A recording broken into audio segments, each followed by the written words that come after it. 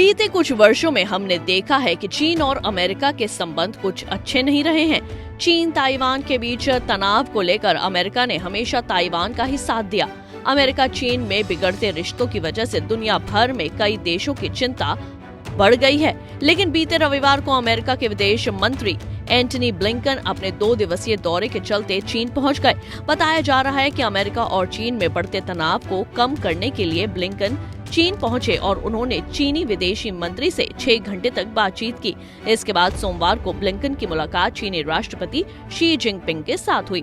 आपको बता दें कि अमेरिका के राष्ट्रपति जो बाइडेन के पदभार ग्रहण करने के बाद से ब्लिंकन चीन की यात्रा करने वाले सर्वोच्च स्तर के पहले अमेरिकी अधिकारी हैं। वे पिछले 5 वर्ष में बीजिंग की यात्रा करने वाले पहले अमेरिकी विदेश मंत्री हैं। इससे वरिष्ठ अमेरिकी और चीनी अधिकारियों की यात्राओं का नया दौर शुरू होने की संभावना है।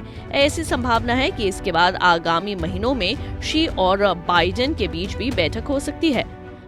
अमेरिकी विदेश मंत्री के साथ मुलाकात करने के बाद शी जिनपिंग ने कहा कि दोनों पक्षों ने कुछ विशेष मामलों पर प्रगति की और एक समझौते पर पहुंचे। सरकारों के बीच संवाद हमेशा आपसी सम्मान और ईमानदारी पर आधारित होना चाहिए। मैं उम्मीद करता हूं कि इस यात्रा के जरिए मंत्री ब्लिंकन चीन और अमेरिका के संबंधों को स्थिर बनाने में सकारात्मक योगदान दे सकेंगे। बता दें कि यदि ये बैठक नहीं होती तो ये वरिष्ठ स्तर पर संवाद को बेहाल करने और बनाए रखने के प्रयास के लिए एक बड़ा झटका होता। ब्लिंकन और वरिष्ठ चीनी अधिकारियों के बीच पहले हुई बैठकों में दोनों पक्षों ने वार्ता की इच्छा व्यक्त की, लेकिन उन्होंने अपने अपने कड़े रुख से पीछे हटने की इच्छा नहीं दिखाई। चीन के विदेश मंत्रालय ने एक बयान में कहा है कि ब्लिंकन की यात्रा ऐसे समय हुई है जब चीन अमेरिका संबंध एक महत्वपूर्ण मोड़ पर है और बातचीत या टकराव, सहयोग या संघर्ष के बीच चयन करना आवश्यक है। इसके अलावा चीनी विदेश मंत्रालय ने कहा कि चीन और अमेरिका के संबंधों में गिरावट को रोककर उसे एक स्वस्थ और स्थिर स्थिति में लाना अमेरिका की जिम्मेदारी है। चीनी विदेश मंत्रालय के अनुसार वांग में मांग की है कि अमेरिका चीन से खतरे के सिद्धांत को बढ़ा चढ़ाकर पेश करना बंद करे, चीन के खिलाफ लगाए गए अवैध एक तरफा प्रतिबंध हटाए, प्रौद्योगिकी के स्तर पर चीन के विकास के दमन को बंद करे और चीन के आंतरिक मामलों में मनमाने तरीके से हस्तक्षेप करने से बचे। अब इस मुलाकात के बाद दोनों पक्षों ने कहा कि चीनी विदेश मंत्री चेन कोंग ने ब्लिंकन के वॉशिंगटन आने के निमंत्रण को स्वीकार कर लिया है।